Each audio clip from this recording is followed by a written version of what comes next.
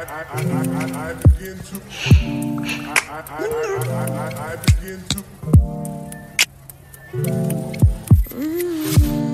হচ্ছে গল্প?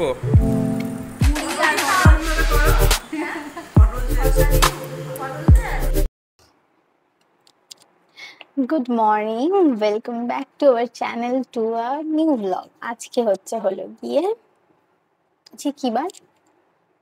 প্রতিম ঘুমোচ্ছে, বলার কেউ নেই। আজকে হচ্ছে মঙ্গলবার। এখন বাজে হচ্ছে ঘড়িতে 9:15। সকাল সকাল উঠে পড়েছি, তার কারণ হচ্ছে আমাদের রান্নার মাসি আজকে আসতে পারবেন না। তার কারণ তার করেছে শরীর খারাপ, মানে পেট গরম হয়ে তার লুজ মোশন, ভমিটিং এসব হচ্ছে। কালকে যেটা তোমাদের আমি বললাম যে সবাই এই গরমে প্রচুর প্রচুর হাইড্রেটেড থাকো, ডিহাইড্রেটেড হয়েও না। আমার রান্নার মাসির সাথে আজকে সেটাই হয়ে গেছে। যাই হোক, তো এই গরমে বিশেষ কিছু রান্না বান্না আজকে করবো না। দ্যাট টু আজকে একটু যাওয়ার আছে, আমাদের 4 জনের ঘুরতে বেরোনোর আছে। তো দেখো ব্লগটা যেতে যেতে যে আমরা কোথায় যাচ্ছি, কি করছি না করছি। এই মর্মান্তিক গরমের মধ্যে আসবে না রান্নার মাসি, সেই রাগ কার উপর দেখাবো, তার জন্য পর্দার উপরই বার করলাম। আর আমার আজকে চা মোমেন্ট তো অত্যন্ত দরকার, গ্রিন টি মোমেন্ট, কারণ এনার্জি সঞ্চয় করে নিচ্ছি। রান্নাঘরে গিয়ে যুদ্ধ করতে হবে, আসলে গরমটা না সত্যি খুব মারাত্মক পড়েছে। আর রান্নাঘরে এসে প্রথম যেটা করে নিয়েছি সেটা হচ্ছে আমার এবং প্রতিমের ব্রেকফাস্ট রেডি। ব্রেকফাস্টে কিচ্ছু রাখিনি, কারণ আজকে বেরোনোর আছে, তাই জন্য 12টা 12:30টার মধ্যে আমরা লাঞ্চ করবো, তাই জন্য চিয়া সিডস ভিজিয়ে নিয়েছি আমার এবং প্রতিমের দুজনেরই। তারপরে যেটা করছি সেটা হচ্ছে আজকে লাঞ্চে মেনু পান্তা ভাত। তো এবার পান্তা ভাত খাওয়ার তো কোনো প্ল্যান ছিল না, কারণ গতদিন রান্নার মাসি কিছু বলেনি। পান্তা ভাত যেহেতু প্ল্যান ছিল না, ভাতটা ফ্রিজে ছিল, যার জন্য ভাতের মধ্যে গরম জল ঢেলে ভাতটাকে ভালো করে ফুটিয়ে নিয়েছি। তারপর ভাতের ফ্যান গেলে হাতে জল দিয়ে রেখেছিলাম ওই 3-4 ঘন্টা। আর পান্তা ভাত হবে, তার সাথে আলু চোখা হবে না তা তো হয় না। আলু চোখা হবে, একটু সবুর করতে হবে। এই যে ভাত হয়ে গেছে, ভাতে ফ্যান জড়িয়ে নেব। আর এই যে অপটু রাঁধুনি হলে যা হয়, 1 2 3 4 করে মোট 8খানা আলু নিয়ে নিয়েছি। এবার এই 8খানা আলুর চোখা আমরা 2 দিন ভরা খেয়েছি। আসলে মাপ বুঝতে পারিনি যে, তবে আলু চোখা একটু এক্সট্রা থেকে কিন্তু আমাদের একাধারে লাভই হয়ে গেছে, কারণ এইটা যে দিনের ব্লগ তার পরের দিনও আমাদের রান্নার মাসি আসেনি, যার জন্য পরের দিন সকালে এই আলুর চোখা অল্প একটু থাকাতে আমাদের সুবিধাই হয়েছে। এবার প্রেসার কুকারের ঢাকনা বন্ধ করে চড়িয়ে দাও গ্যাসের মধ্যে, লাগতে দাও 4-5-6খানা যা ইচ্ছা সিটি। আর এই সকাল সকাল এর মধ্যে দিয়ে আসবো প্রতিমকে সকালে গ্রিন টি। মানে হচ্ছে আমার কাজ এত তাড়াতাড়ি হয়ে গেছে যে প্রতিম এখন সবে ঘুম থেকে উঠেছে, আর প্রতিমের জন্য গ্যাসের ট্যাবলেট, তার কারণ পেটটা তার ঠিক নেই। ঠিক গোলযোগ সৃষ্টি হয়েছে গরমে। অ্যাকচুয়ালি হালকা পাতলা পেট গরম, গ্যাসের প্রবলেম সবারই হচ্ছে। আর প্রতিম জামা নিয়ে খুব দুঃখিত যে জামাটার পরা যাবে না, কারণ জামাটা 2-4 জায়গায় ফুটো ফুটো হয়ে গেছে। কি করে হলো কে জানে, ক্লিপের খোঁচাতে হয়তো হয়ে গেছে, ছাদে ক্লিপ দিয়ে জামা মেলাতে। আর এই আমার চিয়া সিডস ভিজে গেছে। এখন জল দেখলেই কেমন জলচর প্রাণীর মতো, মানে প্রাণটা মনে হয় ঠান্ডা হয়ে গেল। জল ছাড়া কিছু খেতে ইচ্ছা করছে না। জল, ভাত, চিয়া সিডস, মানে যেখানেই যাই জল চাই, এরকম অবস্থা আর কি হয়ে গেছে। আসলে গরমটা মারাত্মক পড়েছে। চিয়া সিডসটা এই জন্যই সিলেক্ট করেছি সেদিনের ব্রেকফাস্ট হিসাবে, কারণ তাড়াতাড়ি লাঞ্চ করে নেব। আর অন্য কিছু খেতে পারতাম না দুপুরে তাড়াতাড়ি, তার জন্য। আর এই যে আমার শর্টকাট টেকনিক, সেটা হচ্ছে ভাতে এখন জল মিশিয়ে রেখে দিচ্ছি। 3-4 ঘন্টা থেকেই পান্তা ভাতের ফিল নিতে হবে, কিছু করার নেই, কারণ আমি জানতাম না আজকে রান্নার মাসি আসবে না। আমার অল ডান, বাজে এখন ঘড়িতে 11টা 10। তার মধ্যে আমার অল সেট। ও আচ্ছা, আরেকটা জিনিস বাকি আছে, সেটা হচ্ছে এই যে আলু মাখাটা রয়েছে, এর মধ্যে সমস্ত কিছু মিক্সচার দিতে হবে আলু চোখা বানানোর জন্য। আর আরেকটা ঘটনা, আমার রান্নাঘরে সবজি থাকবে না তা তো হয় না। এগুলো হচ্ছে গোটা গোটা সবজি সেদ্ধ, গোটা গোটা মানে গোটা সবজিকে হাফ করে করা সবজি সেদ্ধ।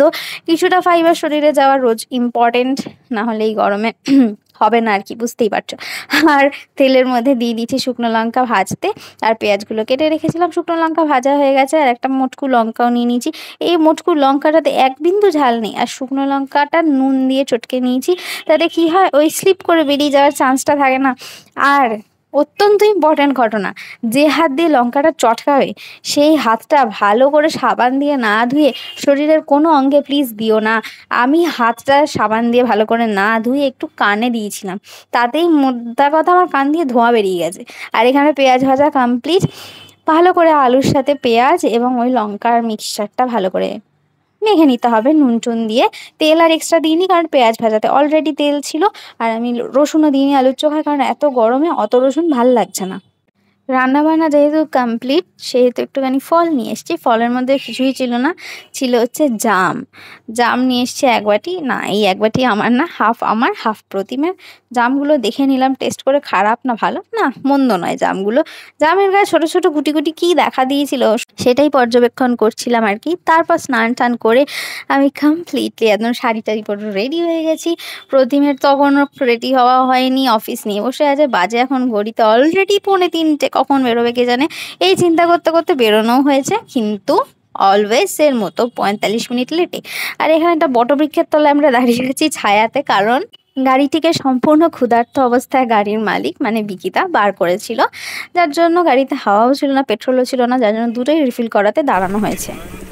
এই আমাদের সাথে এখন বিকিরা আছে, ঠিক আছে, আমাদের অল টাইমের সঙ্গী। রাস্তায় এত রোদ যে রাস্তায় একটা জনপ্রাণী নেই, এর জন্য একটা সুবিধা হয়েছে যে রাস্তাটা আমরা খুব ফাঁকায় ফাঁকায় যেতে পেরেছি। বেশি ভিড়ভাট্টা ছিল না, তবে খুব রোদ ছিল, গাড়ির এসি ঠিক করে কাজ করছিল না।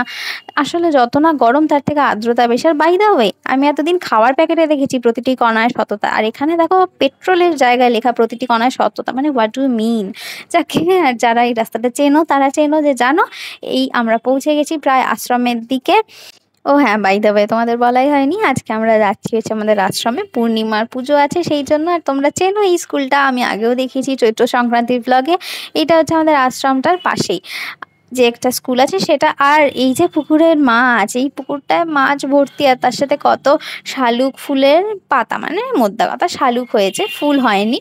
আর এখানেও প্রচুর বড় বড় গাছ রয়েছে, ভিতরে অনেক আম গাছও রয়েছে।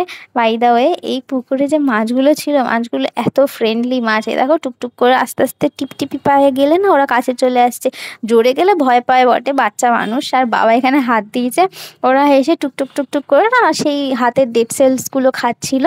আমি একটু সাহস করে হাত দিয়েছিলাম বই কি, তারপর আমার হাতে সুড়সুড়ি লাগাতে আমি হাতটা সরিয়ে নিয়েছি। তবে বেশ ভালো মাছগুলো, আমার তো বেশ মন পছন্দ হয়েছে। বড্ড কিউট, ছোট বড় মেজো সব ধরনের সাইজ ছিল। বাবা বলছিল মাছগুলোকে ধরবে কিনা, বললাম না থাক, কয়েকটা ছোটও তো আছে, যদি শ্বাসরুদ্ধ মরে টরে যায় এই গরমে, তাই আর তাদের ধরিনি। আমাদের আশ্রমটা যেখানে অবস্থিত না, সম্পূর্ণ এলাকাটাই একদম গ্রাম্য। আর প্রতিটি বাড়ির সামনে অসংখ্য ফল মূল মানে সবজিপাতির গাছ আছে। আর এখানকার মানুষজন এত ভালো, আমাদের শহরের এলাকার মতো না কিন্তু, জানো। কোনো বাড়িতে গিয়ে যদি বলি এই তোমার বাড়িতে কি সুন্দর জাম বা আম হয়েছে বা কচু শাক হয়েছে, তারা কি সুন্দর আনন্দের সাথে দেয়। আর এই যে এখানে পিউ রানীর সাথে আমরা বসেছি একসাথে গল্প করতে। পিউ, কাকিমা, এখানে আমার শাশুড়ি মা, শ্বশুরমশাই সবাই মিলে বসেছি। পিউ এর ছোট্ট ছানাটি গেছে ঘুরতে একটুখানি তার পিতার সাথে, যার জন্য সেখানে ফুটেজের নেই। আর আমরা বসে খাচ্ছিলাম মুড়ি মাখা, মুড়ি ঝুড়ি ভাজা শশা সব মিলিয়ে। ও শশা, তার সাথে লঙ্কাও দেওয়া ছিল। তবে বাবা যেহেতু একদম ঝাল খায় না, তাই জন্য 2-4টে যা লঙ্কা দেখছো, লঙ্কাগুলো উফ মারে মা, বেধরক ঝাল। ওই ঝাল লঙ্কা খেয়ে মোদ্দা কথা আমাদের সবার হেঁচকি উঠেছে। বাবা যেহেতু ঝাল খায় না, বাবার পাগল পাগল অবস্থা হয়ে গেছে। আর পূর্ণিমার পুজো আর্চা শেষ হওয়ার পর প্রসাদ খেয়ে আমরা বেরিয়েছি ওখান থেকে 12টায়। আর এখন বাজে রাত্রির 12:14। এই লেট নাইটে ড্রাইভিং বেশ আমার ভালো লাগে, লং ড্রাইভ আর কি।